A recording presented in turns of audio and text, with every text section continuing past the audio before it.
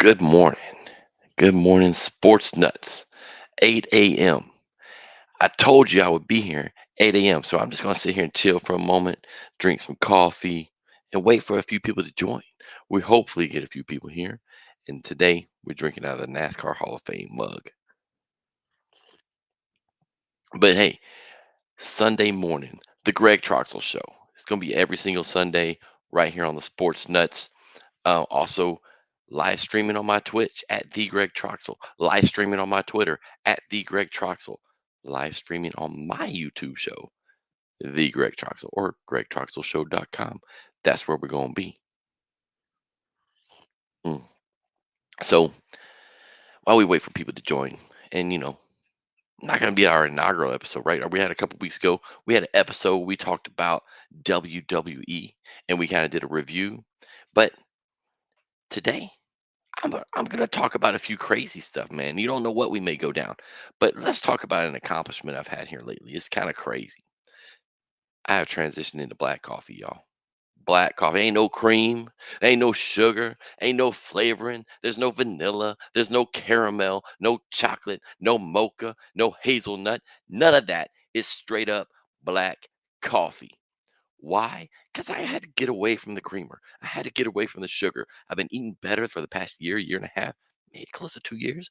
Lost a ton of weight, got in a lot of really good shape. And my big crutch, that cream and sugar in the coffee. Hey, baby, let me tell you, when you start doing research, it ain't good for you. It's just not. Coffee good for you. You know, we love us some coffee. We love some caffeine in the morning, caffeine in the afternoon, caffeine at night. It doesn't even matter when. I love coffee. I've been drinking coffee since I was like 5 years old. Legit, dude. Like, not even a joke. Literally like 5 years old. So all that time I've been drinking it, cream and sugar. That's how my dad drank it. That's how my grandfather drank it. That's how my grandmother drank it. That's probably how their grandmothers drink it, and whoever else. I don't know. It's just generation after generation after generation after generation after generation. Cream, sugar. Boom, carbs, empty carbs. That's what it was. Tastes good though, y'all. Don't get it twisted. But now I decided, you know what? We got to hit some coffee, but just black. So I've gotten to the point where I can drink it black and it's good. I'm enjoying it. And so one of the cool things about it, I ain't got to stand at the counter, pour little creamers, shake it up, stir it up, taste it. Oh, is it good? Is it not good? Put a little sugar in it. Is it sweet enough? Is it not sweet enough? I don't know. But now I don't have to do that. Whether I'm at Quick Trip or whether I'm at a concession stand, whether I'm at Starbucks, whether I'm at I don't know, where else could I be? I could be at Pop's Coffee Company, my favorite coffee place around. It's in Alpharetta. And that's a cheap plug right there. Great place. Anyway, yes, I love some black coffee now. And now today, I love it in my NASCAR Hall of Fame mug because I like NASCAR. I like the Hall of Fame, and I like my coffee to be drunk on a Sunday. So hang on. Gotta sip me a little coffee. So yeah, we just want to talk about all kinds of random stuff today. Of course, we're going to get into some sports talk, but the one cool thing is about this show right here, you don't know where we might go. We're going to talk about everything. We're going to talk about sports. We're going to talk about current events. We're going to talk about pro wrestling, of course. We're going to talk about youth sports or whatever. I don't know, just random crap. And if you guys hit us up and hit me up and say, yo, dude, what do you think about this? Let's talk about it.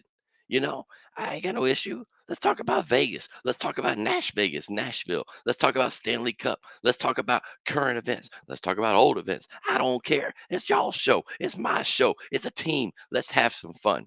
So anyway, before we get too deep into everything, we just talked about the coffee. So I kind of want to figure out what is your favorite breakfast foods? Like, I don't know who decided we're gonna put categories, right? Who said eggs are breakfast? Who said, I don't know, bacon is breakfast? Who said pancakes have to be breakfast? I don't understand. Somebody somewhere down the road said, you know what? I've heard a rumor of why eggs are breakfast, but who said you gotta have some milk for breakfast? You gotta have orange juice. That's a breakfast meal.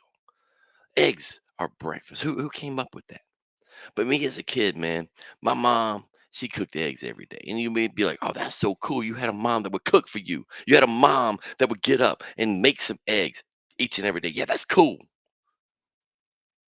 But times you got to be careful what you ask for. You see, my mom used to scramble eggs every single day. She had no clue how to fry an egg. So let me back up for a second. Love my mom. God bless her. But she wasn't no cook.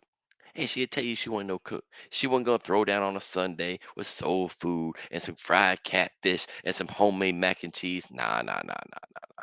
My mom fed us. Don't get it twisted. But at the same time, we ain't have all that kind of stuff. You know what I mean? So anyway, eggs every single day. But I had scrambled eggs every single day. Monday, scrambled eggs. Tuesday, scrambled eggs. Hey, Wednesday, what we have for breakfast? Scrambled eggs. Hey, Thursday, hey, mom, what we gonna have for breakfast? Today, we're gonna have scrambled eggs. So at some point, dude, I got so sick of scrambled eggs, I couldn't even eat an omelet. And then legit for years.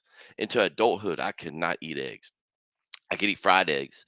I could eat poached eggs. I could eat eggs Benedict, but I could not eat scrambled eggs or an omelet or anything like that for years. But anyway, eggs, that's a staple of my breakfast today. But we ain't gonna talk about eggs. I know I kind of went down a whole path. You're like, Greg, you went down that path. Why are you gonna keep talking about eggs? I'm not gonna keep talking about eggs. So just bear with me. We're gonna talk about cereal. So today we're gonna talk about a little bit of cereal. As a kid, I love me some sugar cereal. I love me some Captain Crunch. Don't get it twisted. It wasn't my favorite, but I did like it because there's certain times you go through a box of Captain Crunch that was good. Your teeth, you kept it in your teeth for like 3 days because you couldn't get it out. And then you go get something else. I love me some Fruit Loops, probably my all-time favorite Fruit Loops. Then, as a kid, because I'm older than most of y'all, I had the Mr. T cereal. I had Pac-Man cereal. I had Donkey Kong cereal, baby. You don't know nothing about that. I'm talking about the original Mario. When Mario started, Donkey Kong had his own cereal. As we kept going, see, I used to go grocery shopping with my mom, and we would see new cereal. Like, oh, we're gonna get that. We're gonna try that. And it's most of the time they just put a new label on it and give you the same flavor. Donkey Kong was basically Captain Crunch. Pac-Man was kind of like Lucky Charms, if I remember correctly. Mr. T was kind of like a less sweet Captain Crunch. So, hey, but at the end of the day, I had me some Mr. T cereal, baby. That's what I'm talking about. I pity the fool who don't like no Mr. T cereal. And even to today, they got all kinds of crazy cereals. So if you go to my YouTube at gregtroxelshow.com, you'll see I've tasted all kinds of cereals. I've tasted Sour Patch Kids cereal, not good. I've tasted uh, the drumstick cereal. I've tasted s'mores and all kinds of stuff. But today, my favorite cereal, the Mac Daddy, some cinnamon toast crunch, man. Oh, cinnamon toast crunch or golden grams. I got it's a toss up between the two. I love me some golden grams. I can sit down and eat them right out the bowl, dry, like I'm eating popcorn, or I can throw some milk on them. But but with those cinnamon toast crunch and golden grams, you gotta eat them pretty quick because that milk is soggy up them things in a heartbeat, baby. But yes, cinnamon toast crunch, golden grams are definitely my favorites. That's not what I eat now because I don't eat that much sugar. I actually checked out this new cereal called Magic Spoon. Got protein in it, not as sweet, but hey, it gives me my little guilty pleasure, some cereal. I'm kicking out like 12 to 19 grams of protein, and boom, I get my little bit of taste of some Fruit Loops or whatever else. Best ones they got though, is they got one called Strawberry Milkshake. Dude, it's on point. It's on point. It's on point. All right, I know you're like, dude, why are you talking about all this breakfast?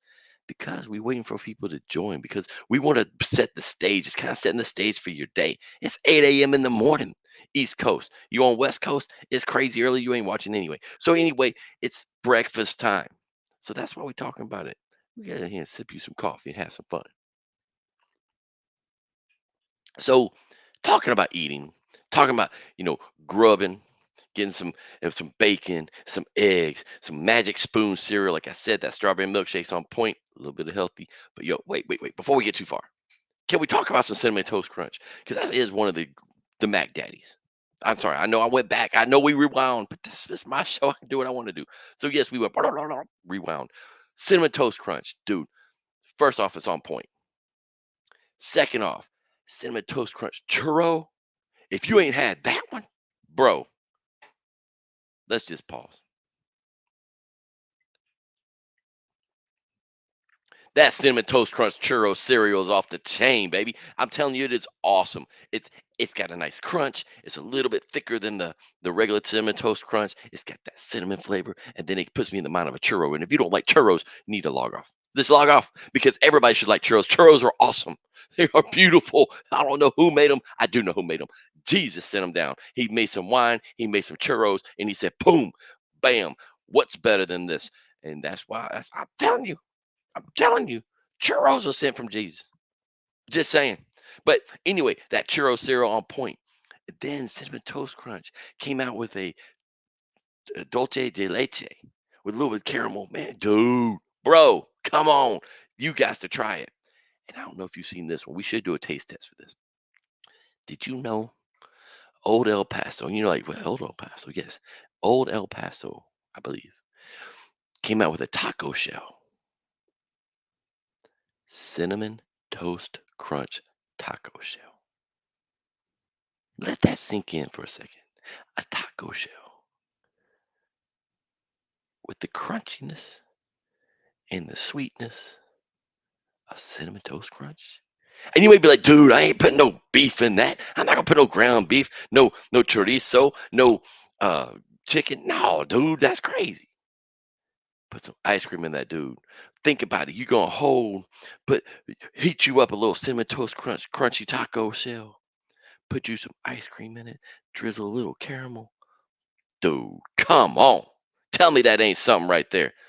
I watched the dude taste it on TikTok. He said it was off the chain. Heated it up a little bit. He was like, "Oh Lord, have mercy! Oh my goodness!" He was so happy. It made me happy watching him be happy.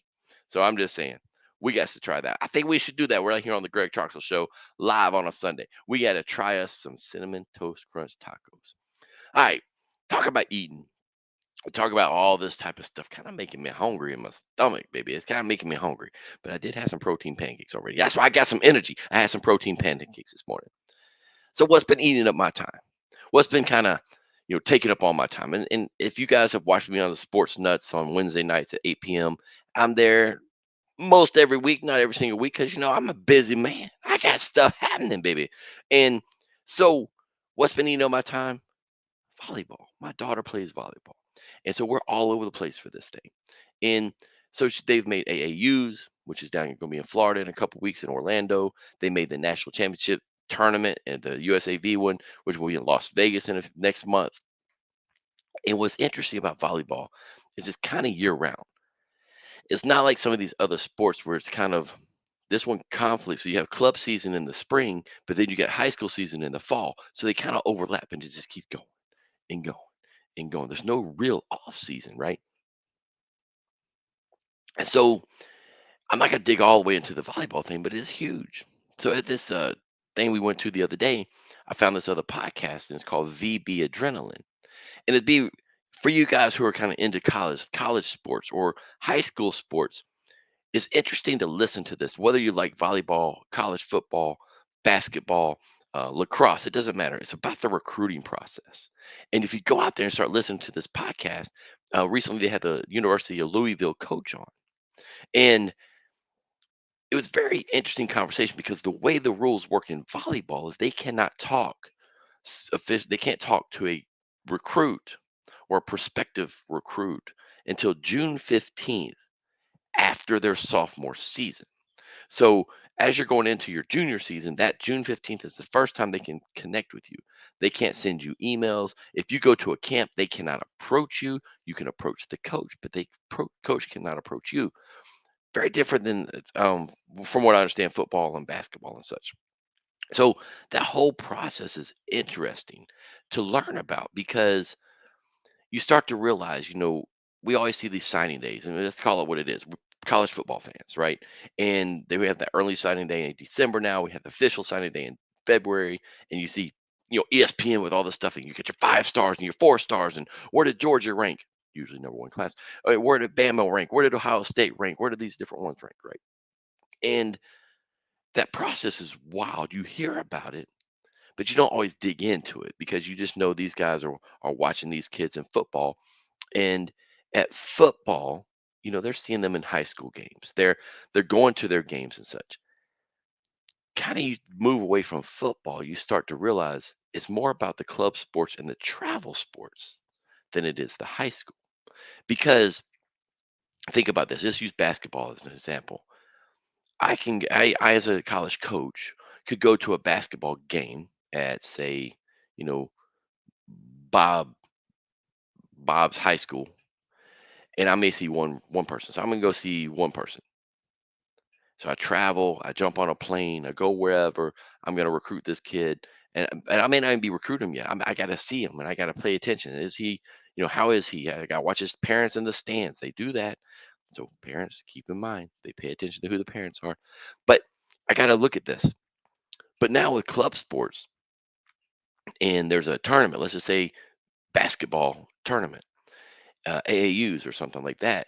They can go to a tournament and not just see one person. They may see 7, 10. And then they may go to say, "Oh, there's these 10 people I want to look at. Oh, wow, there's another 2 or 3 over there. Oh, there's one over there." That's why they go. That's why these tournaments for youth sports like that, or those that level, is so important, or club sports. And I think some people get that twisted. That, hey, I'm all county, I'm all state, I'm all this, or this. It doesn't mean you're going to get recruited. That helps with your PR. It helps with your marketing. It helps with your branding. But it's kind of understanding that these club sports are huge, y'all. And so listening to this coach on the, like I said, the podcast is called VB Adrenaline, like volleyball adrenaline, and just hearing this process of what these girls go through to promote themselves, to get attention, the emails you have to send, the videos you got to put together. How do you put together a video? What kind of video do you want? We've all seen videos of these guys in football. And I'm using myself as a college football fan. I see these kids, and you're like, wow, man, look at that highlight. Oh, look at that run. Look at that hit. Look at this. And those videos are longer. But what they're telling you is that you need to have a 15 to 30-second video. Quick, quick, quick. That these coaches are getting so many emails and so many tweets and so many instant messages and all of that, that if you don't catch their attention right away, you're kind of thrown to the wayside. And it's like, wow, man, it's all about marketing. And but just hearing this process and what they put, not gonna say what they put the kids through, right? It's at 16, 17 years old, the decisions these kids have to make and how quickly they got to make some of these decisions is fascinating. Big business, but just fascinating to see on that date when that recruiting opens up, how many people, if you're, like a 5-star, you're going to get inundated with phone calls. You're 2, 3, 4-star. I mean, I don't know about 4, but when you're lower down that line, you're not going to get inundated. That's okay. Doesn't mean you don't get recruited, but I would challenge you guys to go listen to it, because it's just really, really interesting to hear that from an actual head coach, and about the dead period, what they look for when they go to a tournament, all these little tips and tricks. So one that I had heard is, in warm-ups. So let's say that you're at, we'll just use volleyball, right? At volleyball, they all have warm-ups. So they do their warm-ups. One coach said, do not wear your warm-ups during practice, during warm-ups. You may be like, wait, that doesn't make sense. That's what a warm-up's for. You have your long sleeve shirt, you got your little logo, and you're like, hey, here I am with whatever volleyball club, whatever. She said, sometimes the only time I get to see you is during warm-ups, because I may come to your court and you're not playing. I may come to your court and you've rotated out. I may come to your court and for whatever reason you're sitting down.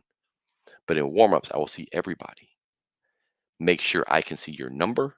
Make sure I can see your name. I'm like, dang, it's all about branding. How do you get that logo? Here's a logo, right? Boom. You know what this logo is. University of Georgia. You know what that logo is. WWE. So, that's Batman. Hey, Batman. But here's the cool thing is that there is all these little tips and tricks. It says, I may only see that. So make sure I can see your brand. Make sure I can see you. Make sure I can see what you do. And also, it's don't slack off in warm-ups. And it was a big message that says some people come in there and they're like, tink, tink, tink, and they're just kind of, oh, I'm just warming up. No, she said, you better get out there and do it, because you never know who's watching.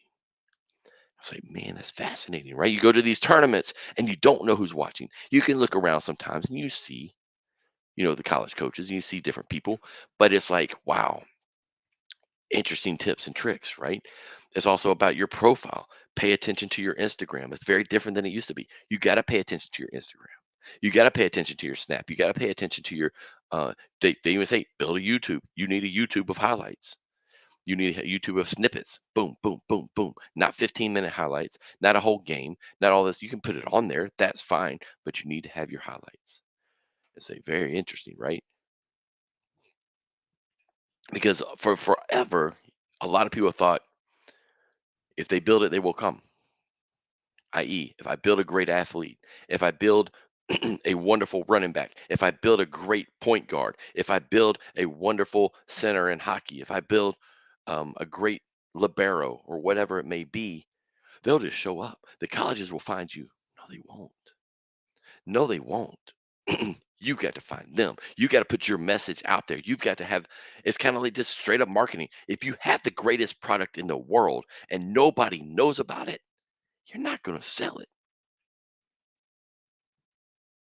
I could be selling brand new Cadillacs for $10,000, legit, not stolen, legit Cadillacs for $10,000. But if nobody knows it, I will never sell one.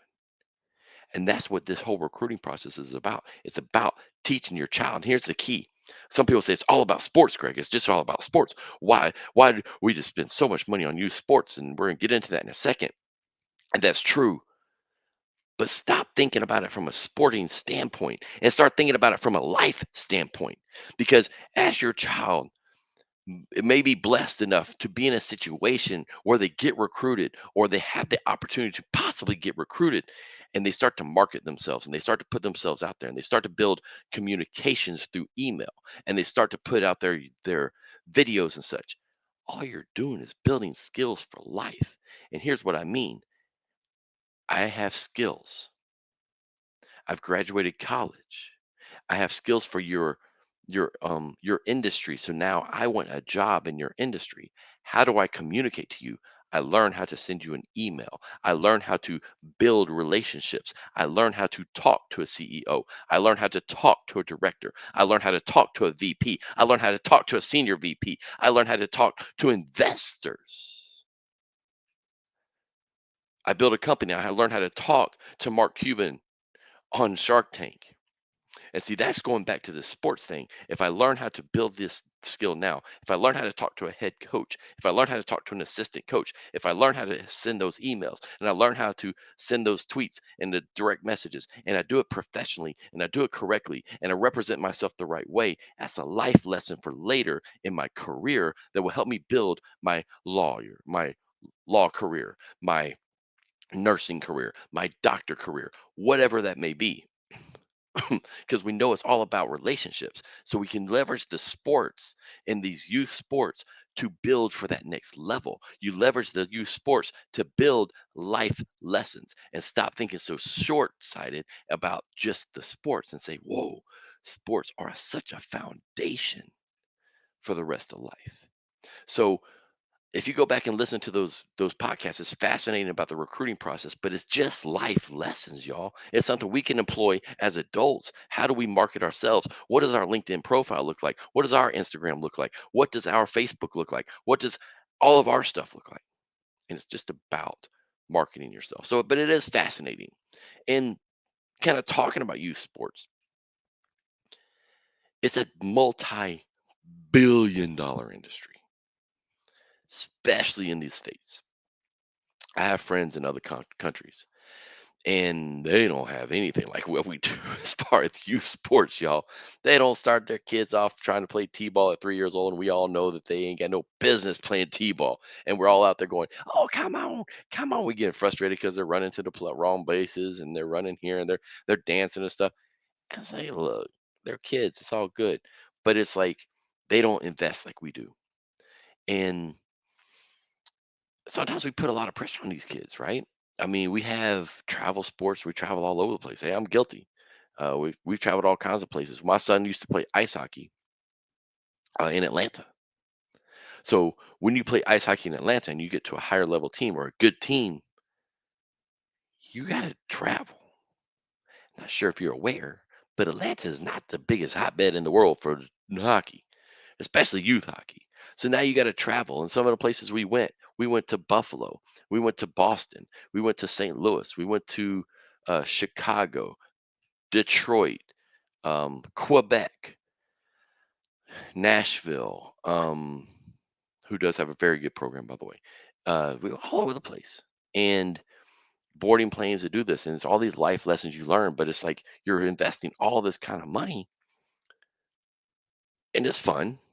That's the key. You gotta keep it fun, but you also gotta start to balance that mental piece. You gotta balance the pressure. You gotta balance everything else, and it's like there's so many benefits to youth sports, y'all. So many benefits that teach you those life lessons. Like we're talking about marketing, work ethic, that you just can't show up to practice and assume that you're only going to get better in practice. If you really get great, you got to do more than just practice. I had a debate with a dad last year who was like, my daughter doesn't get better in practice. And then another one, my son doesn't get better in practice. I'm like, yeah, practice is not for your individual kid just to get better. Practice is for the team to get better. Practice is for your in group to get better. Practice is not just for your individual. And I use the analogy. If you've seen QB1, I think it was called on Netflix, where they follow Kirk Cousins, Marcus Mariota, and Patrick Mahomes through a whole season. I said, here's Patrick Mahomes and Kirk Cousins. We'll leave Marcus over here. But here's Patrick Mahomes and Kirk Cousins that when they leave practice they've got personal trainers. Patrick Mahomes leaves practice and does so much other work that he flew his own trainer, built his own gym, brought him to Kansas City because he needs extra help. Here's a guy at the highest levels of athleticism, of athletes, of elite level athletes, multiple Super Bowl champion, and he needs more help. If he needs more help, do you not think your 13-year-old kid needs more help? Your 14-year-old kid, your 17-year-old kid needs more help? Of course they need more help. So we have to get extra. So that's a life lesson that says if you want to succeed in the world, you can't just show up to work and hope you're going to get better. You got to read books. You've got to do more. And this is how the achievers achieve. And that's how you leverage this, right? But there's a lot of pressure because one thing these kids are going through when they're doing these travel sports and they're doing these club sports is not just the sport. They've got practice, but they still got school. It ain't like school stopped. They still got to do the SATs and they still got to take their tests and they still got to go to their classes and deal with all the crap that goes along with high school and middle school. So it's like there's so much pressure on them. So one of the questions I have for you guys is kind of leading from that into mental health in sports. And I don't want to dig too deep into it. But it's like, man, are we setting our kids up? Or how not say that. How do we help manage that? Because mental health is real. I do not believe this generation is as strong mentally as our old generations, but it's a different world. And I'm not saying that's better, worse, or whatever. Some people say, oh, they were just as bad. Maybe, but we're brought up different. And the generation before me was brought up different. The generation before that was brought up different. We can't compare generations, and that's okay.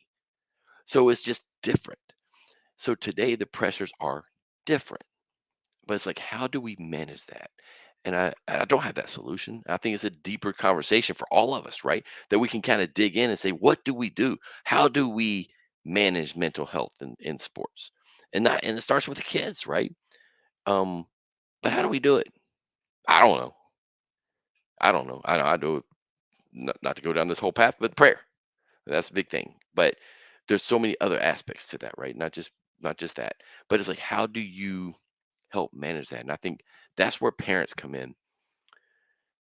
I've been that person who, having very good athletes as kids, I've always been that person to say, "You're the coach. We do as you ask," because I'm always going to respect the coach. I'm not the coach. If I want to be the coach, then I should be the coach. And I think that's a key thing. Parents of youth sports, you want to be the coach, then go be a coach. If you don't want to be the coach, then shut up and sit on the sideline. So, and if you sit back and you say, my coach is not good or this is not good, then guess what? There's another team over there, and there's another club over there, and there's another club over there, and there's another team over there. Go find the right fit for you. Anyway, jump in your own transfer portal and go. But understand, I'm not the coach.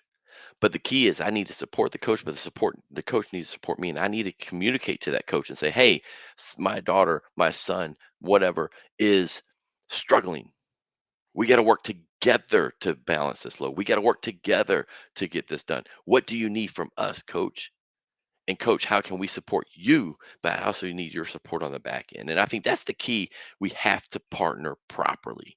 We have to partner together as coaches and parents, but we also have to partner with the parents and make sure that you're not living your dream through your kid, y'all. This is where I'm blessed. Neither one of my kids played my favorite sport. Well, my son got into baseball later. So, but I told him one time when he stopped playing hockey, I'm like, you ain't living out my dream. Like my dream, if you were living out my dream, you'd be a quarterback. You'd be playing football. I'm good. And I don't want you to play football. I want you to do you. And I don't want you to live out my dream. I want you to live out your dream. And I think that's key. We put too much pressure on our kids to do stuff. And we all do it. We get emotional. But how do we manage that mental health? I think that's something we need to talk about. We need to unpack that more. And maybe in a further episode, we'll get somebody on here to help talk about, how do we do that? What do we do? But the key is make it fun, y'all. I'll say this, and you may think this is too much pressure on my kids. But when we would go to a tournament and be out of town, I would tell them, look, you're on a business trip. We're not in Orlando for this volleyball tournament, this baseball tournament, this hockey tournament for pleasure. You're here on a business trip. Now, once your tournament's over, we're going to stay another day or two and we're going to have some fun. But during this time frame right here, you're on a business trip. Also understand I'm not on a business trip. I can go have some fun. But I just being honest, like I want to teach them this is the work of this is what you're here for. You're here for a goal. You're here to work with your team. You're here to support your team. You're here not to go swimming. You're not here to go lay out in the sun. You're here to play this sport on a business trip. Now, business trip is done. You made it to the finals. You won the championship. You were a runner up. You came in fifth place, whatever it may be. Let's go have some fun. And I think that's key. You got to mix in that fun piece. You got to mix in the other parts. You got to show them that, look, there's more to it than just the business. So, I mean, that's kind of my 2 cents on that mental health sports piece. Um, like I said, bigger conversation, just something I'm passionate about. I'm passionate about youth sports. I think it's such a foundation for life. And it's not just sports, y'all. And please don't get it twisted. It's not just about sports. You could be into music, you could be into drama, you could be into dance. And actually, dancers are probably the best athletes in the world. You got to think, you got so much other stuff. Anyway, there's so many other things. So it's not just sports. And I think that's where we get it twisted. Sometimes it's so much pressure on sports. Nah, man, it can be band, it can be drama, it could be esports is big now. I know my daughter's high school has an esports team. It's pretty cool. We can actually watch them online. She don't play it, but I watch them before because it's kind of cool. But anyway, it's just these activities and teaching them, hey, have fun. You gotta have fun. You gotta enjoy it. And I think that's key. So chime in. Let me know what you think. Let me know what your thoughts are. How do you manage mental health with your kids? Talking about kids, I want to congratulate anybody out there who graduated, whether it's from high school, middle school, elementary school, college, wherever. Congratulations, congratulations on making that milestone. And making that next step. But did you guys see this dude in Wisconsin? So this dude in Wisconsin, his daughter's graduating high school. So apparently he did not like the superintendent. So the superintendent's out there, you know how they do. They want to come around when it's like a politician. Don't get it twisted. They came out, he's out there and he's like shaking hands. Oh, good job, good job, good job. Like, man, you don't know who these people are. But for whatever reason, this parent knows this superintendent, has had issues with the superintendent. I don't know the whole backstory or whatever, but his daughter's walking down that stage and here comes this dude and an old boy, the superintendent standing here, and here comes his daughter right here, and this dude goes shoop, takes the superintendent out. He doesn't hit him, he ain't spear him, he didn't Roman Reigns him like and then boom, but he just kind of walks him off the stage. He's like, nope, you ain't shaking my daughter's hand. I don't have respect for you, and you're not going to have the pleasure of shaking my daughter's hand for a graduation that you had nothing to do. ah was like, dude, that's some craziness right there.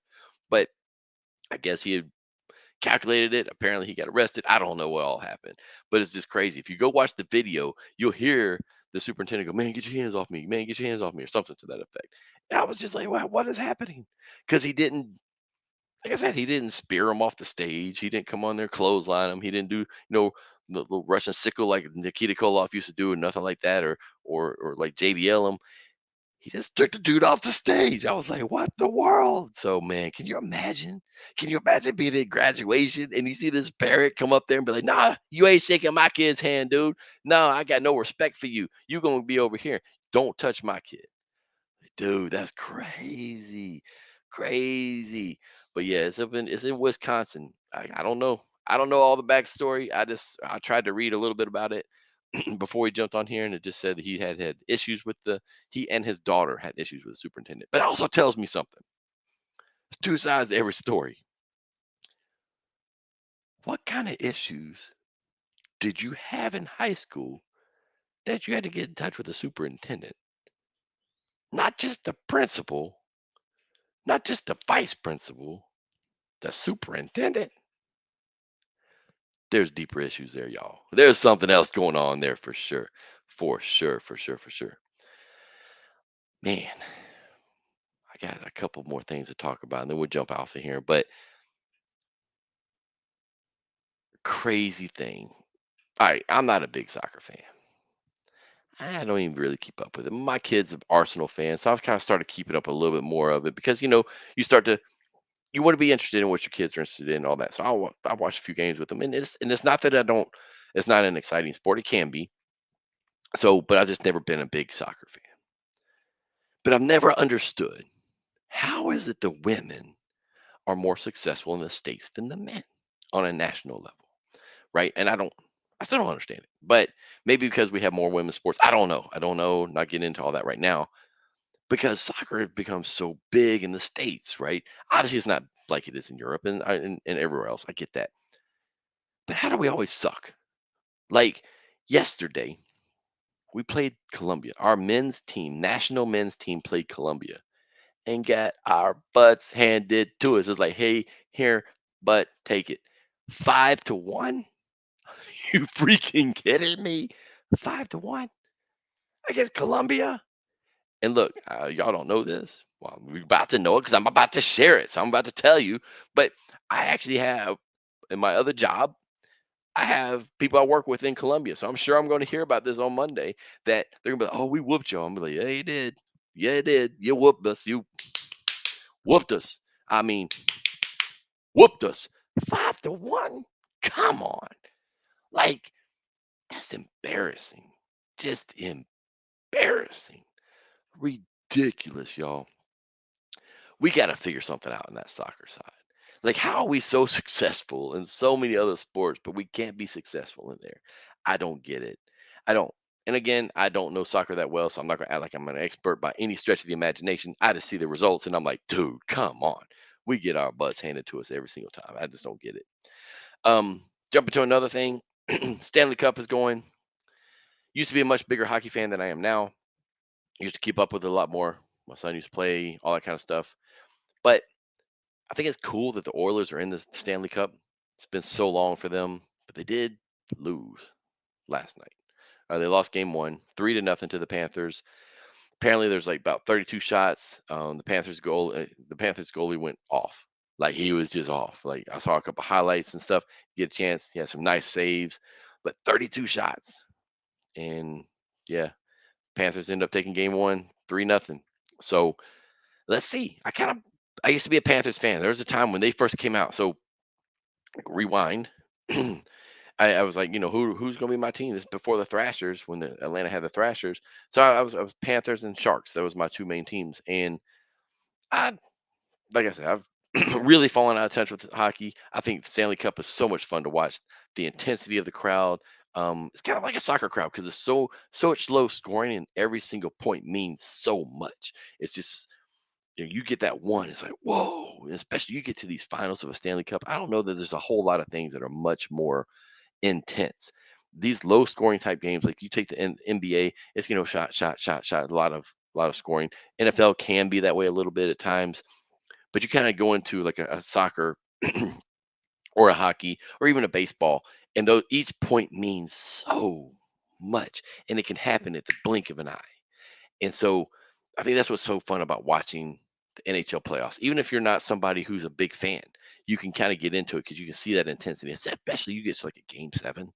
Can you imagine a deciding game in Edmonton?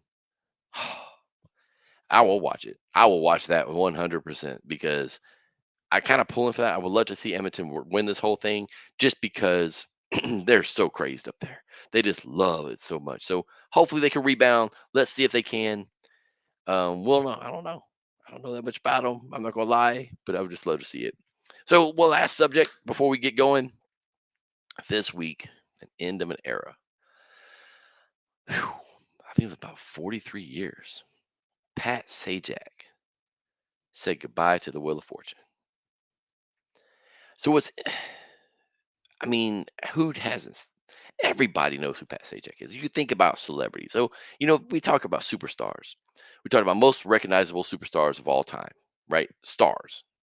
Most of the time, they're sports stars, right? They can be Muhammad Ali. Everybody knows who Muhammad Ali is.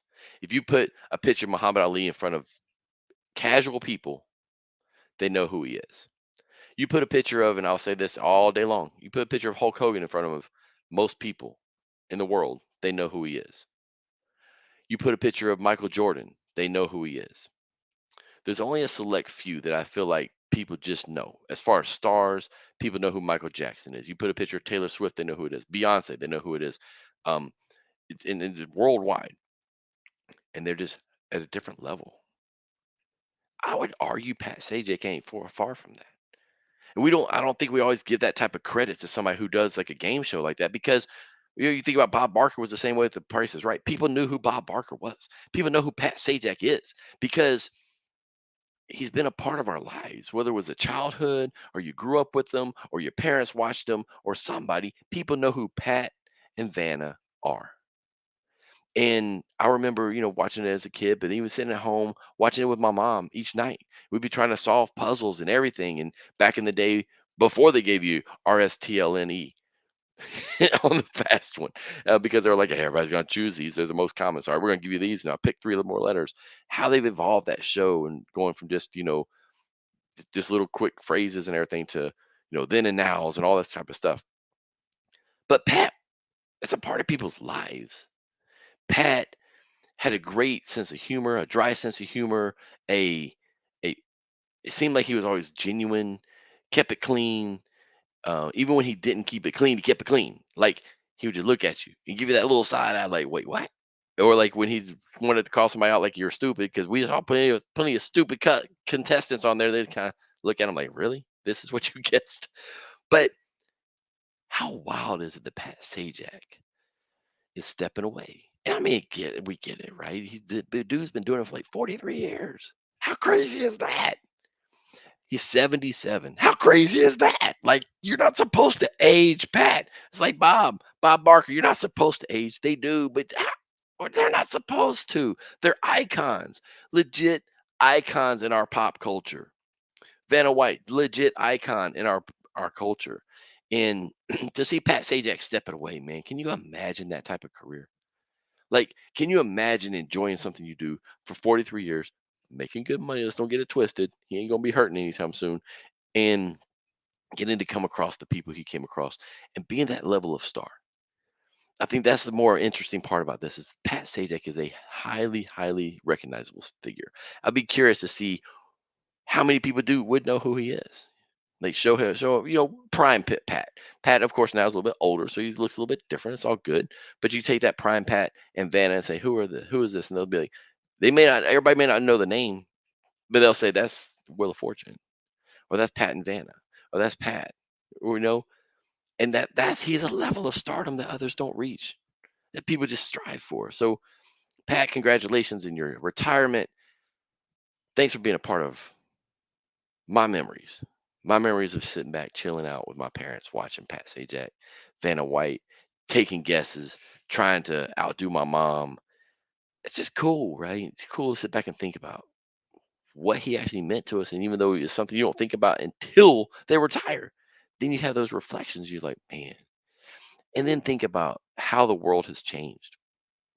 So Pat Sajak stepping down. When he took over this job from Chuck Woolery, if you know who that is, you probably don't because you're probably too young. But Chuck Woolery was the original host, I believe original. He was the one before Pat, I'll say that. And he used to also do the Love Connection, be back in 2 and 2. And so he did all that. Pat takes over. He's just a game show host. And they made stars. So you think about Bob Barker was a game show host, Pat Sajak, game show host. Now they're gonna replace Pat Sajak with Ryan Seacrest, who's already a made man. And that's fine. I'm sure he'll do a great job. But back then, they didn't give you stars, established stars to go take over these shows. They gave you guys who could host and they became stars. Very different. You think about Bob Barker retired and Drew Carey took over, already a star. Pat Sajak's retiring. Seacrest is taking over, already a star. So they're not making stars anymore. They're just going to insert. But Pat Sajak may be the last one for that. But it's just so cool to see him go out on his own terms, how he wants to go out and persevere. So congrats, Pat. Thanks for being part of my memories with my mom, my parents, and all that. And thank you guys for watching. Thank you guys for joining me here. We're gonna try to do this every single Sunday at 8 a.m. Maybe like 8 a.m. Why Sunday? Why not? Ain't nobody else talking. Y'all got to get up, get some coffee. We already talked about the black coffee. So I would drink some more, but it's cold now. And it's real coffee. There's coffee in that mug. But yeah, get up, get your coffee, wake up on a Sunday morning, getting ready for church or wherever you're going to go, get you some brunch, wake up with the Greg Troxell Show. Let's talk about what happened in the week. Who knows? Like I said, today we went all over the place. Next week we may have something. Who knows where we're going to go? Hit me up. Hit me up on Twitter with some questions. Hit me up on Instagram, both of them at the Greg Troxell. Hit me up anytime. It's right there. Whoop, whoop. There we go. Right there at the Greg Troxell. And ask questions. What do you want to talk about? You want to talk about more recruiting? You want to talk about some college football coming up? You want to talk about Atlanta United? We'll do some research. We'll talk about some more pro wrestling. We got Clash of the Castle coming up, WWE. We got some great stuff happening with Cody and AJ. You got Drew and Damian Priest coming up. That's gonna be good. SummerSlam right around the corner. We got a lot of WWE. Got some AEW stuff coming up. We got some TNA stuff. All kinds of things happening. So wherever you want to go, let's go down that path. Hit me up on Twitter this week at the Greg Troxell. Hit me up on Instagram at the Greg Troxell. And y'all, I will see you next Sunday, 8 a.m. right here on the Greg Troxell Show. Until then, deuces, y'all. To sweet it up. Bye.